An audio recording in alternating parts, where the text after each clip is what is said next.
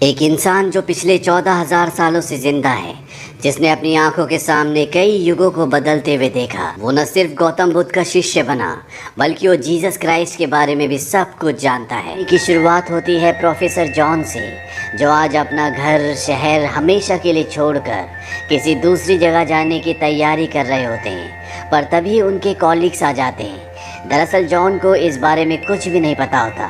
उसके कॉलीग्स यहाँ पर उसे फेयरवेल पार्टी देने के लिए आए हैं। अब सब के सब घर के अंदर जाते हैं। तभी जॉन का एक कॉलीग बोलता है कि तुम्हें अपना घर जॉब शहर छोड़कर नहीं जाना चाहिए। अगर आज से 10 साल पहले जब तुम जवान थे तब तुमने ऐसा किया होता तो समझदारी की बात होती, पर इस वक्त ऐसा करना बिल्कुल भी ठीक नहीं है। यहाँ पर एक और प्रोफेसर होती है। वो कहती है कि जॉन पिछले 10 सालों से बिल्कुल ऐसा ही है। ऐसा लगता है मानो उसकी उम्र एक दिन भी ना बढ़ी हो। कॉलेज में जितने भी लेक्चरर्स हैं सब की सब इस राज को जानना चाहती हैं। जॉन बस इतना ही कहता है कि मेरे कदम एक जगह पर नहीं टिकते, इसीलिए मुझे जाना होगा। अब यहाँ पर जब सब के सब बैठे होते हैं तभी इनमें से एक प्रोफेसर को जॉन के घर में पत्थर का एक औजार मिलता है जिससे खुदाई की जाती है। और ये औजार होता है पाषाण युग का, यानी कि आज से 11.5 से 17,000 साल पुराना। इसे देखकर सब बहुत अचंभित होते हैं। साथ ही जॉन यहाँ पर कुछ परेशान भी लग रहा होता है। इसीलिए सब उससे पूछते हैं कि अगर तुम्हारे दिल में कुछ है या तुम कुछ बताना चाहते हो तो तुम अपने दिल की बात हमसे शेयर कर सकते हो। जॉन कहता है कि हाँ, मेरे दिल में कुछ है जो मैं तुम्हें बताने की कोशिश कर रहा हूँ। वो कहता है कि मैं आपसे एक सिली क्वेश्चन पूछता हूँ।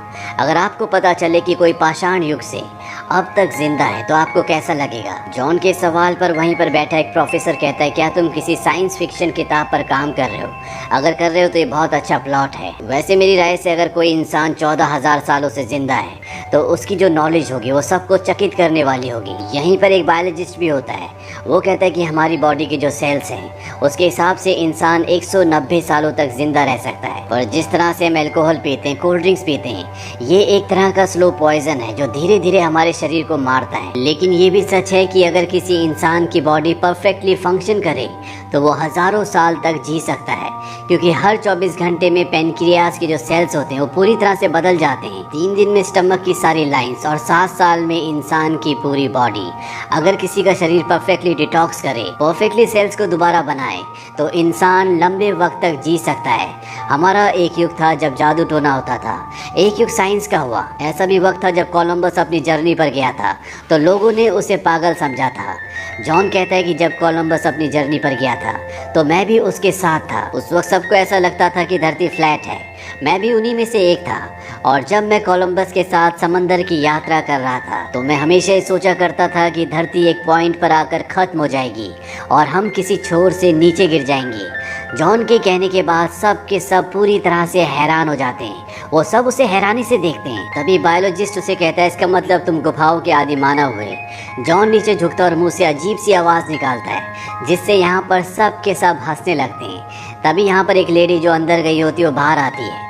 वो पूछती क्या हुआ? इन्हीं में से एक प्रोफेसर उसे बताता है कि जॉन अपनी उम्र 14,000 साल बता रहा है। वो लेडी कहती है कि जॉन तुम 900 दिन पुराने भी नहीं लगते। अब सबको जॉन की कहानी, उसकी थियरी बहुत इंटरेस्टिंग लगती है, इसीलिए वो आगे भी सुनना चाहते हैं। जॉन बताता है कि हर 10 सालों में मैं अपनी जगह बदल देता हूँ क्योंकि मेरी उम्र नहीं बढ़ती, और अगर मैंने जगह नहीं बदली तो लोग मेरे सीक्रेट को जान जाएंगे। जब हजारों साल पहले मैं पैदा हुआ था तो मैं 35 साल की उम्र तक बढ़ता रहा, लेकिन 35 साल के बाद मेरी उम्र बढ़ना बंद हो गई। मेरे आदिवासी साथी जिनके साथ मैं गुफाओं में रहता था वो मेरे सामने बूढ़े हो गए, पर मैं ज्यों का त्यों रहा। इसके बाद मेरे साथियों ने मुझे भगा दिया।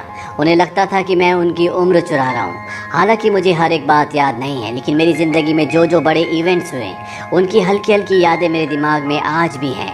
मैं वक्त के साथ साथ आगे बढ़ता रहा, मैं समय समय पर जगह बदलता रहा। शुरू के 2000 साल बहुत ठंडे थे, चारों तरफ ऊंचे ऊंचे पहाड़ थे, ग्लेशियर्स थे। धीरे धीरे ग्लेशियर्स पिघलने लगे, समंदर विजिबल होने लगे और कॉन्टिनेंट्स एक दूसरे से अलग होने लगे। तभी एक प्रोफेसर कहता है कि हमने सब कुछ किताबों में पढ़ा है। जॉन कहता है किताबों से मैं अपनी मेमोरी को रिकलेक्ट कर पाया हूँ, नहीं तो 14,000 साल पुरानी बातों को याद रखना पूरी तरह से नामुमकिन है। यहीं पर बैठी एक लेडी पूछती है कि उस वक्त में क्या तुम्हारे दिमाग में कभी ये सवाल नहीं आए कि ये सब कौन कर रहा है? जॉन बताता है कि उस युग में हम आसमान की तरफ देखते थे और हम बहुत हैरान होते थे। हम सबको ये लगता था कि आसमान में बहुत बड़े बड़े लोग हैं जिन्होंने हम सबको, इस धरती को बनाया है। शुरू में मुझे लगता था कि मेरे साथ कोई प्रॉब्लम है, शायद मैंने बहुत गलत काम किए, इसीलिए मैं श्राप श्रापित हूँ, मैं कभी मर नहीं सकता। मुझे कभी ऐसा भी लगता था कि एक वरदान है। इसके बाद जॉन से उसके साथी कई सारे सवाल पूछते हैं। जॉन के पास हर एक सवाल का सही सही जवाब होता है। जॉन का साथी उससे पूछता है कि तुम हमें सब कुछ क्यों बता रहे हो। जॉन कहता है क्योंकि मैं तुम सबको मैं बनकर गुड बाय करना चाहता हूँ, ना कि कोई अजनबी बनकर, इसीलिए मैं तुम्हें अपने बारे में सब कुछ सच बता रहा हूँ। जॉन अब सबको बताता है कि मैंने शुरू में पूरब की तरफ बढ़ना शुरू किया क्योंकि पूरब की तरफ से सूरज निकलता था। मुझे ऐसा लगता था कि पूरब की तरफ गर्म होगा। मैंने पूरब की तरफ बढ़ते हुए पहली बार ओशियन देखा। इसके बाद युग बदला और ब्राउन एज आया। मैंने पूरब की तरफ बढ़ते हुए उस युग की सभी धातुओं को, कॉपर को, टिन को, सबको बेचा, इन सब का व्यापार किया, अलग अलग भाषाएं भी सीखी। और वक्त बदलने के साथ लोग विकसित हुए। वो शहरों में रहने लगे जहाँ पर मुझे अपनी पहचान छुपाने में बहुत मुश्किल होती थी। इसीलिए मैं एक जगह बहुत लंबे समय तक नहीं रुक पाता था। मैंने कई बार अपनी मौत की झूठी खबर भी फैलाई। नकली दस्तावेज बनाने के लिए मुझे कुछ वक्त तक जेल में भी रहना पड़ा। मैं 2000 सालों तक सुमेरियन था, जो कि आप जानते ही हैं कि ये धरती की शुरुआती वक्त की सभ्यता है। इसके बाद मैं बेबीलोन रहा। ईस्ट में आगे बढ़ता हुआ मैं हिंदुस्तान पहुंच गया। मेरी किस्मत अच्छी थी कि ये वक्त बुद्धा का था। मैं वहाँ पर गौतम बुद्ध से मिला। वो बहुत ही अनोखे इंसान थे। मैंने अपनी पूरी जिंदगी में उन जैसा इंसान कभी नहीं देखा था और ना उनके बाद कभी देख पाया। इसीलिए मैं उनका शिष्य बन गया। जब तक वो जिंदा रहे मैं उनके साथ सीखता रहा। वो जानते थे कि मेरे अंदर कुछ अलग बात है, हालांकि मैंने कभी उन्हें बताया नहीं था। अब यहाँ पर एक प्रोफेसर जॉन को बोलता है कि अगर हमने तुम्हारा सीक्रेट सबको बता दिया तो क्या होगा। जॉन कहता है कि तुम्हारी बातों पर कोई भी विश्वास नहीं करेगा। है मैं आज तुम सबको इस बात पर यकीन दिला भी दूं, पर जैसे जैसे वक्त बीतेगा तुम्हें ये एक कहानी से ज़्यादा कुछ भी नहीं लगेगा। अब जॉन की बात से यहाँ पर कुछ लोग नाराज़ हो जाते हैं और तभी यहाँ पर एक और मेहमान आ जाता है जिसका नाम विल होता है। ये एक साइकाइट्रिस्ट है। दरअसल यहीं पर बैठे कुछ लोगों में से एक ने विल को बुला लिया था क्योंकि उसे ऐसा लगता है कि जॉन की दिमागी हालत खराब हो रही है। अब विल को बताया जाता है कि जॉन का दावा है कि वो पिछले 14,000 सालों से जिंदा है। विल जॉन से पूछता है क्या तुम कभी सीरियसली बीमार हुए हो। जॉन बताता है कि हाँ, पिछले 100 सालों में मुझे typhoid, yellow fever, small pox और ब्लैक प्लेग हुआ है। विल पूछता है कि अगर तुम्हें स्मॉल पॉक्स हुआ है तो तुम्हारे शरीर पर कोई भी निशान क्यों नहीं है। जॉन कहता है कि मेरे शरीर पर निशान नहीं आते। जॉन ये भी बताता है कि मैंने 10 अलग अलग फील्ड्स में डिग्रियां ली हैं। उसमें एक बायोलॉजी की भी डिग्री है जो मैंने सन 1840 में ली थी। लेकिन जैसे जैसे साइंस ने तरक्की की, वक्त आगे बढ़ता गया और मैंने जो भी स्टडी किया था वो सब कुछ पुराना हो गया। जॉन की इन बातों से विल, जो कि साइकाइट्रिस्ट है, वो परेशान हो जाता है। वो जॉन से कहता है जैसा कि तुमने हमें बताया कि तुम्हारे शुरुआती साथी जो तुम्हारे साथ गुफाओं में रहते थे, उनका ये मानना था कि तुम उनकी आत्मा चुराते हो, उनकी उम्र चुराते हो सकता है कि ये सच हो। तुम्हारे पास कोई ऐसी साइकिक शक्ति हो जिससे तुम सब कुछ करते हो, जैसे कि वैम्पायर किया करते थे जो दूसरों का खून पीते थे। साथ ही साथ उन लोगों की उम्र वैम्पायर को लग जाया करती थी। इसके बाद विल अपनी जेब से रिवॉल्वर निकालता है और जॉन की तरफ तान देता है। वो कहता है कि मैं देखना चाहता हूँ कि तुम मरते हो कि नहीं। जॉन कहता है मैंने कभी नहीं कहा कि मैं अमर हूँ। विल कहता है कि मैं तुम्हारे हाथ पर गोली चलाकर देखूंगा, देखता हूँ कि तुम्हारे घाव भरते हैं कि नहीं। सब विल को ऐसा करने से मना करते हैं। विल भी अब घर से बाहर निकल जाता है। जॉन को बताया जाता है कि विल की पत्नी की मृत्यु हो गई, उसे कैंसर था। जॉन समझ जाता है कि विल अपनी पत्नी की मृत्यु से परेशान है, इसीलिए वो भागता हुआ उसके पास जाता है और उससे उसकी रिवॉल्वर मांगता है।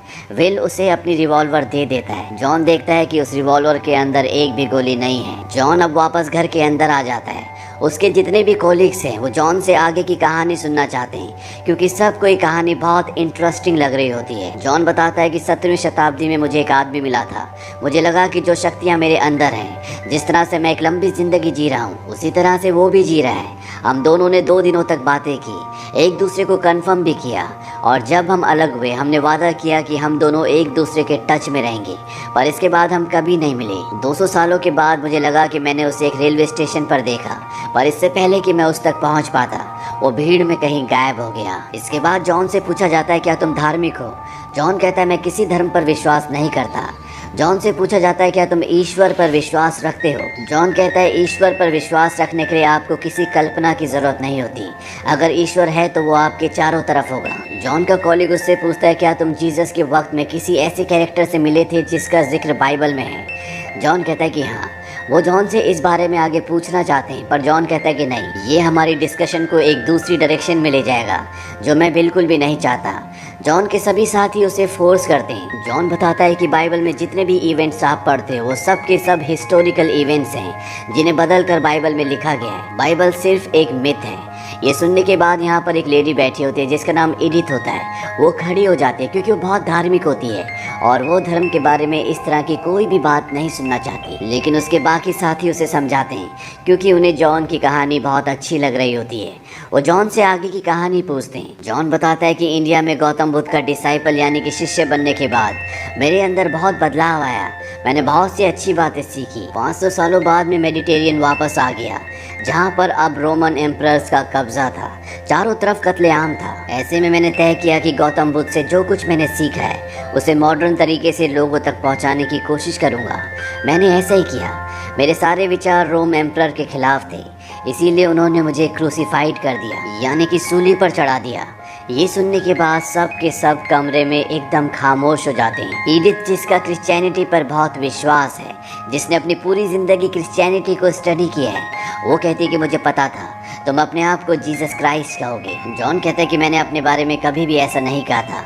ये एक ऐसा मेडल है जो लोगों ने मुझे अपने आप दे दिया। जब मुझे क्रूसीफाइड यानी कि सूली पर चढ़ाया गया तो मैंने अपनी बॉडी के पेन को ब्लॉक कर दिया जो मैंने तिब्बत इंडिया में सीखा था। वहाँ मैंने अपनी बॉडी के प्रोसेस को स्लो करना भी सीखा था। मैंने ऐसे ही किया। सबने सोचा कि मेरी मृत्यु हो गई है। मुझे क्रॉस के साथ एक गुफा में रख दिया गया। जल्दी मेरी बॉडी पूरी तरह से नॉर्मल हो गई, जो कि मेरी ट्रेनिंग का एक हिस्सा था जो मुझे इंडिया में मिली थी। पूरी तरह से ठीक होने के बाद मैं उस गुफा से चुपके से हमेशा के लिए निकल जाना चाहता था, पर गुफा के बाहर मेरे कुछ शिष्य यानी कि डिवोटी थे। उन्होंने मुझे देख लिया। हालांकि मैंने उन सबको सच बताने की कोशिश की, पर मेरी वापसी से वो इतने खुश थे कि वो मेरी बात सुनना ही नहीं चाहते थे। उन्हें ऐसा लगा कि मेरा पुनर्जन्म हुआ है। वो मेरी बात सुनना ही नहीं चाहते थे। इसीलिए मैं हमेशा के लिए सेंट्रल यूरोप आ गया। मैं कभी भी पानी के ऊपर नहीं चला और ना ही कभी मैंने किसी मरे हुए इंसान को जिंदा किया है। हाँ, मुझे कुछ चीज़ें पता थी जो मैं लोगों को बताता था, जैसे अच्छी डाइट, अच्छा लाइफस्टाइल, जिससे लोग बेहतर महसूस करते थे। एडिथ ये सुनकर बहुत ज़्यादा इमोशनल हो जाती है। वो कहती है ये नहीं हो सकता। यहीं पर एक प्रोफेसर कहता है कि मैं तुम्हारे हाथों के निशान देखना चाहता हूँ जहाँ पर कीले ठोक कर तुम्हें सूली पर चढ़ाया था। जॉन कहता है कि मेरे शरीर में कभी भी निशान नहीं बचते। जॉन यहाँ पर क्रिश्चियनिटी को पेगन माइथोलॉजी से भी कंपेयर करता है। पेगन माइथोलॉजी के हिसाब से कई सारे गॉड थे, जबकि क्रिश्चियनिटी सिर्फ एक ही गॉड पर विश्वास करती है। यहाँ पर जो प्रोफेसर डैन होते हैं वो जॉन की बात को सपोर्ट करते हैं। वो कहते हैं कि क्रिश्चियनिटी के जो शुरुआती लीडर्स थे उन्होंने हिब्रू में लिखी हुई मैन्यूस्क्रिप्ट्स को फेंक दिया था। इसके बाद उन्होंने पेगन धर्म से बहुत सारी चीज़ें ली जो उन्होंने अपने धर्म में डाली। साथ ही वो ये भी बताता है कि जीसस क्राइस्ट की और गौतम बुद्ध की जो टीचिंग्स थी वो बिल्कुल सेम थी। इन दोनों ने काइंडनेस यानी कि दया, सहन शक्ति, भाईचारा और प्यार का संदेश फैलाया। जॉन कहता है कि मैंने यही सब बातें बताई थी, लेकिन बाद में अलग अलग कहानियाँ बन गई। प्रीस्ट ने हेवन और हेल बनाया ताकि वो लोगों को इसका लालच या डर दिखाकर उनके ऊपर रूल यानी कि हुकूमत कर सके। अब यहाँ पर विल भी वापस आ जाता है। विल वही साइकाइट्रिस्ट है जिसने जॉन के ऊपर रिवॉल्वर तानी थी। एडिथ जॉन से कहती है कि हम पिछले 2000 सालों से क्रिश्चियनिटी पर विश्वास कर रहे हैं। जॉन बताता है कि हमारे इतिहास में बहुत सारे ऐसे धर्म हैं जिन्होंने एक बहुत लंबे काल तक किसी चीज़ पर अपना विश्वास रखा, उसके बाद उनका विश्वास बदल गया। जितने भी चर्च इस दुनिया में बने हैं उनका आधार सिर्फ परियों की कहानियाँ हैं। यहाँ पर जॉन से पूछा जाता है कि तुम्हारा नाम जीसस कैसे पड़ा। जॉन कहता है कि मैंने हमेशा अपना नाम जॉन ही बताया, पर जब चारों तरफ मेरे दोबारा जिंदा होने की खबर फैली तो मेरे नाम में कन्फ्यूजन क्रिएट हो गया। हिब्रू में मुझे यूहन्ना कहा गया यानी कि गॉड इज़ ग्रेशियस। इसके बाद कई बार अलग अलग समय में लोगों ने मुझे देखा। लोगों को विश्वास हो गया कि मैं अमर हूँ, जिससे उन्हें लगा कि गॉड इज साल्वेशन यानी कि ईश्वरी मोक्ष है, जिसे हिब्रू में यशुआ कहा जाता है। इसके बाद ग्रीक में बदल के येसस हो गया और इसी तरह से लैटिन में जीसस। एडिथ कहती कि ये सच नहीं हो सकता। जॉन बताता है कि एक दिन एक पहाड़ी पर मैंने जो सीखा था वो मैं लोगों को बता रहा था। वहाँ पर कुछ ही लोग बैठे थे। तब मैंने उन्हें एक चॉइस दी थी, तुम्हें क्या लगता है कि मैं कौन हूँ?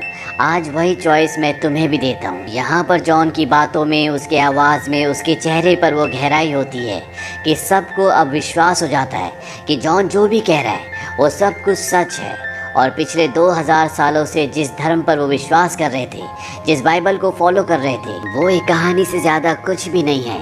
यहाँ पर सब बहुत इमोशनल होते हैं, जैसे उनका विश्वास पूरी तरह से टूट गया हो। पर विल जो कि साइकाइट्रिस्ट है, उसे जॉन की बात पर बिल्कुल भी विश्वास नहीं है।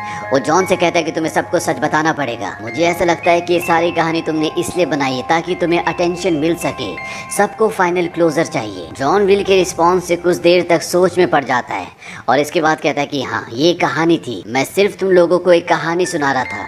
ये सुनकर सब के सब बहुत डिसअपॉइंट होते हैं और एक एक करके यहाँ से वापस चले जाते हैं। यहाँ पर सिर्फ जॉन और उसकी जो गर्लफ्रेंड होती है वो दोनों बचते हैं। जॉन की गर्लफ्रेंड को अब भी विश्वास होता है कि जॉन ने जो कुछ कहा था वो सच कहा था।